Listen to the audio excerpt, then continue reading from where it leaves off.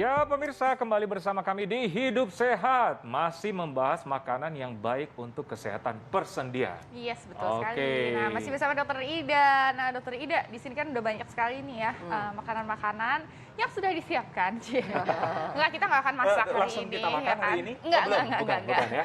Tapi ini dari sini nih dok, katanya nih memang bagus banget untuk kesehatan sendi kita dan juga tulang kita. Nah, di sini ini ya. Ada juga fakta atau mitos berikutnya nih yang berkaitan nih dengan makanan-makanan ini. Katanya nih dokter, konsumsi garam terlalu banyak ini bisa merusak sendi. Ini fakta atau mitos? Ya, ini fakta. Waduh. Fakta. Kaget ya sebetulnya ya. Sebenarnya gini, penelitian mengenai garam dan kerusakan pada sendi, tapi mereka melihat risiko terjadinya rheumatoid arthritis, terjadinya artritis atau peradangan pada sendi, itu mereka sudah lakukan di Swedia. Jadi mereka menggunakan pasien-pasien subjek penelitian yang cukup besar, hampir 2.000 atau 3.000 orang seperti itu ya. Lalu mereka analisis apa yang terjadi pada orang-orang seperti ini yang ikut dalam penelitian. Oh ternyata mereka mengkonsumsi garam dalam jumlah yang berlebihan dalam satu harinya. Dan setelah diteliti lagi, kok bisa ya garam dengan kaitannya kesehatan sendi. Ternyata garam ini dalam jumlah berlebihan, dia akan menyebabkan kondisi retensi cairan dalam tubuh kita. Jadi terjadi penahanan cairan dalam tubuh. Dan yang kedua, dia juga menginduksi atau menstimulasi terjadinya proses peradangan yang ada di dalam tubuh kita. Jadi sebetulnya bukan hanya di sendi saja, tapi di seluruh sistem tubuh kita juga bisa terjadi proses peradangan tersebut ya. Jadi dari kebetulan penelitian ini karena menggunakan subjek penelitian untuk kesehatan sendi, maka mereka lihat ada kaitan dengan konsumsi garam yang berlebihan.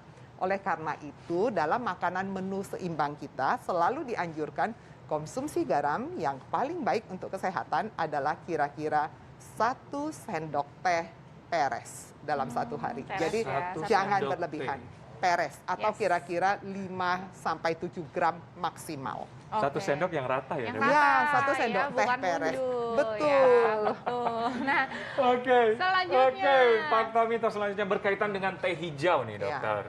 Nah, katanya teh hijau dapat mengurangi peradangan sendi dan memperlambat kerusakan tulang rawan. Fakta atau mitos? Ya. Ini sebetulnya bisa dua ya, fakta dan mitos ya. Saya akan jelaskan dulu. Jadi nanti kita akan lihat. Kalau dia untuk kesehatan sendi, jawabnya fakta. Tapi kalau untuk kesehatan tulang, nah ini bisa menjadi salah satu mitos. Pertanyaannya kenapa? Iya, gini, teh hijau ini kaya akan antioksidan. Namanya epigallocatechin galat. Jadi dia kaya akan golongan flavonoid. Tadi sudah saya jelaskan, untuk kesehatan sendi kita membutuhkan antioksidan supaya proses-proses inflamasi yang mengenai ke kesehatan sendi kita, ke tulang rawannya menjadi mereda atau menjadi lebih sedikit. Maka efek ini bagus sekali untuk kesehatan sendi. Namun, yang namanya teh ini, dia juga kaya akan kafein. Nah, kita tahu ya, kafein itu bukan cuma ada di kopi, tidak. Kafein juga ada di kopi, teh, soda, dan coklat. Jadi kalau saya bilang bagus, artinya konsumsinya juga bukan berarti satu hari harus 1 galon, tidak ya. Jadi konsumsi teh juga tetap harus jangan berlebihan. Kenapa? Karena kafein ini dalam tubuh dia juga bisa menarik kalsium. Jadi dia meningkatkan pembuangan kalsium nanti melalui urin ya. Jadi kalau saban hari kita makanin yang namanya minumin teh terus dari pagi sampai malam dalam jumlah yang besar, banyak dan pekat, kandungan kafeinnya menjadi lebih besar, hati-hati, jangan-jangan nanti kita kandungan kalsiumnya menjadi lebih rendah. Karena dia juga bisa mengganggu penyerapan kalsium. Jadi efeknya dua, yang satu mengganggu penyerapan kalsium, dan yang kedua karena dia kaya akan fitat, yang kedua dia bisa meningkatkan pembuangan kalsium ke urin. Ya? Wah berarti ini dok kalau misalnya minum teh seperti ini buat yang pecinta teh nih, mungkin bisa diakalinnya itu tidak langsung habis makan langsung minum teh gitu ya dok. Betul ya. sekali. Jadi harus dikasih jarak nih supaya kalsium dan nutrisi-nutrisi lainnya itu bisa terserap langsung ke dalam tubuh kita gitu. Makanya kalau tea time itu biasanya jam 4 sore gitu ya dok ya. Berapa banyak dok ya kalau konsumsi per hari disarankan? Iya betul. Jadi kita lihat kandungan kafein karena kan tadi yang kurang baiknya adalah efek kafein kalau berlebihan. Kafein itu kalau bisa sekitar, bagi mereka yang punya sensitif kafein, jangan lebih dari 200 mg per hari. Kalau tidak masalah boleh sampai 300-400. Dalam satu cup tea ini kira-kira mengandung sekitar 50-60 mg kafein. Jadi kalau Anda sensitif dengan kafein, ya pakainya jangan lebih dari 3 cup satu hari. Tapi kalau tidak masalah dengan kafein, Anda boleh pakai sampai 6 cup satu hari. Oke. Ya masih bisa lah ya. Bisa ya. Nah, ini yang digadang-gadang nih dok, katanya kalau misalnya kan untuk kesehatan sendi itu adalah si omega 3 ya dok ya? Betul. Nah, omega 3. Nah, tapi ini fakta atau mitos nih dokter? Ikan dengan kandungan omega 3 yang tinggi itu baik untuk membantu penyembuhan radang sendi. Ini fakta atau mitos? Ya, ini sudah pasti fakta. Fakta. Iya, sudah tahu ya. Kenapa pertanyaannya? Omega 3 tadi udah saya singgung-singgung, dia golong lemak yang baik. Nah, lemak yang baik, dia mempunyai efek salah satunya sebagai efek anti-inflamasi. Tadi udah saya jelaskan kalau cerita kesehatan sendi, kita selalu berpikir supaya peradangannya tidak makin banyak. Proses inflamasi di sana jangan terlalu banyak.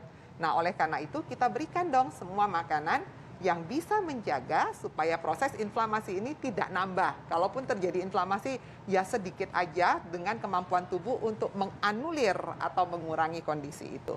Ya, jadi perbanyak omega 3 karena dia bagus sekali untuk menurunkan efek anti-inflamasi. Dok, ini tapi kalau misalnya omega 3 tadi digambar tuh salmon ya dok ya. Tapi kan kalau misalnya di Indonesia lumayan tuh harganya. Nah mungkin nih ada ikan-ikan lain nih dok yang bisa kita konsumsi untuk omega 3-nya supaya kita dapat juga. Ya, ini semua yang di meja kita ini adalah makanan ikan Indonesia. Dan saya itu jarang sekali menganjurkan, menasehati semua orang untuk konsumsi salmon. Kantongnya nggak tahan ya. 1 kilo tuh bisa sampai 600.000 nanti. Beli aja ikan kembung. Ikan kembung ya. Ikan apa ini? Ikan kembung, kemudian ini ikan tuna ya kayaknya ya ini ya, tuna ya. Kembung, tuna, ekor kuning, ikan bawal. Semua ikan laut Indonesia kaya akan omega 3, termasuk ikan teri basah. Wah, ya monggo dipakai. Jadi gampang banget didapat ya? Mudah sekali. Sangat mudah untuk didapat dan tentunya harus dikonsumsi ya. Betul. Nah, selanjutnya nih dokter Ekles. Sekarang yang viral-viral nih dokter. Kalau dokter Ekles ngomongnya pasti yang viral. Iya dong. Nah, ini yang viral-viral dokter. Katanya konsumsi kolang-kaling nih dokter. Baik banget untuk kesehatan persendian. Fakta atau mitos? Ya, ini mitos ya sebetulnya ya. Ini ramai banget loh dok, katanya gitu. Betul sekali. Gini, sebetulnya kenapa dia ramai di masyarakat tidak bisa disalahkan juga karena kandungan dari kolang-kaling itu dia kaya akan polisakarida atau golongan karbohidrat ya, gelatin yang merupakan salah satu bahan yang dibutuhkan untuk membentuk kondroitin kartilago atau tulang rawan. Jadi bahan baku untuk pembentukan tulang rawan itu salah satunya ada di bahan bakunya si kolang-kaling tersebut. Ya, tapi bukan berarti kalau ada di sana pasti bagus dong untuk kesehatan sendi kita. Nah, itu ada dua, ada yang memberikan hasil yang bagus dan yang tidak. Jadi kalau kita bicara nutrisi sekarang, nutrisi itu banyak sekali yang bersifat individual. Jadi mungkin baik buat saya, buat dokter Ekles mungkin nggak punya efek apa-apa. Nah, artinya apa? Kalau Anda radang sendi lalu Anda saban hari hanya menggunakan kolang-kaling, nah itu bohong lah, itu jangan. Tapi kalau dalam makanan kita, dalam kolak ada kolang-kaling, dalam manisan kolang-kaling, boleh nggak? Ya boleh, dia kaya akan serat, vitamin C, dan juga gelatin tadi. Ya? Betul sekali ya. Jadi tidak semata-mata memang udah pasti, mungkin mentang-mentang kelihatannya sama gitu ya, sama kayak sendi. Jadi dipikirnya begitu, padahal tidak ya. Oke, selanjutnya ini di sini banyak ada buah-buahan, ada protein hewani juga ya dok ya. Tahu tempe, ini juga bagus ya dok ya untuk untuk kesehatan tulang kita dan juga sendi. Ini bagusnya dikombinasi atau gimana, ada cara tertentu nggak nih dok untuk mencapai manfaat yang maksimal? Betul, jadi prinsipnya tadi selalu saya kembalikan, jangan lupa ya makan dengan gizi seimbang. Di dalam gizi seimbang tidak hanya tidak menggunakan, saya cuma mau tahu dan tempe saja, yang lain tidak. Nggak seperti itu. Gizi seimbang artinya semua deh ada di situ. Tapi komposisi dan jumlahnya kita atur, ya.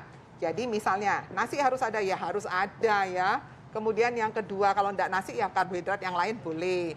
Kemudian yang kedua, harus ada protein. Nah, kebetulan untuk kesehatan tulang dan sendi, pilih protein model ikan-ikanan seperti ya? ini. Ya, ini kaya omega 3. Kemudian kita juga butuh yang namanya kacang-kacangan seperti ini. Dia juga kaya akan omega 6 ya. Lalu kita juga butuh bumbu dapurnya. Masak dong pakai bawang merah, bawang putih supaya mendapatkan efek antiinflamasi dan antioksidan. Bumbu dapur Indonesia jangan lupa ditambahkan ya. Contohnya kunyit nih, dibikin pepes. Kunyit ini kaya akan efek antiinflamasi yang luar biasa. Penelitiannya sudah banyak sekali, termasuk untuk kanker. Artinya inflamasinya cukup bagus sekali ya.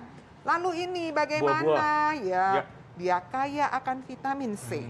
Jadi vitamin C, vitamin A, dan vitamin E ini semua adalah antioksidan yang sangat bagus. Tadi saya sebutkan prinsipnya ada dua, untuk menurunkan proses peradangan yang ada di sana dan menurunkan efek radikal bebas, yaitu antioksidan dan antiinflamasi. Maka dipakailah semua kombinasi dalam menu seimbang. Oke, jadi yang pada intinya menu seimbang, dokter ya? Betul sekali. Seimbang. Jangan cuma kolang-kaling, dokter Ali. Iya, ya kalau misalnya udah selesai makan ini semua, tambahannya endingnya mau S2 pakai kolang-kaling boleh ya, tapi harus seimbang ya, jangan kolang-kaling doang ya. Oke. Baik, terima kasih Dokter Ida, informasinya sangat jelas. Yes, semoga habis ini langsung dipraktekkan ya pemirsa, supaya tubuh kita, tulang kita, dan sendi kita itu juga kita sehat semuanya. Nah, kita akan membahas lagi nih yang viral-viral. Tuh kan, lagi kan, dokter Eko ngomong viral-viral. Nih apa lagi dokter Eko? Soal yang namanya kolang-kaling. Salah. Hepatitis akut pada anak atau hepatitis misterius. Ini lagi rame banget diomongin di sosial media, di berita-berita, info-info, ataupun para ibu-ibu ya. Yes, betul sekali ini ya. Dan gimana sih caranya kita mengenali khusus nih ya, ini hepatitis akut atau bukan sih? Atau ini demam biasa? Atau apakah harus kita, ini nih harus dibawa ke dokternya kapan ya? Sesaat lagi kita akan bahasnya dengan spesialis dokter anak, hanya di Hidup Sehat TV One.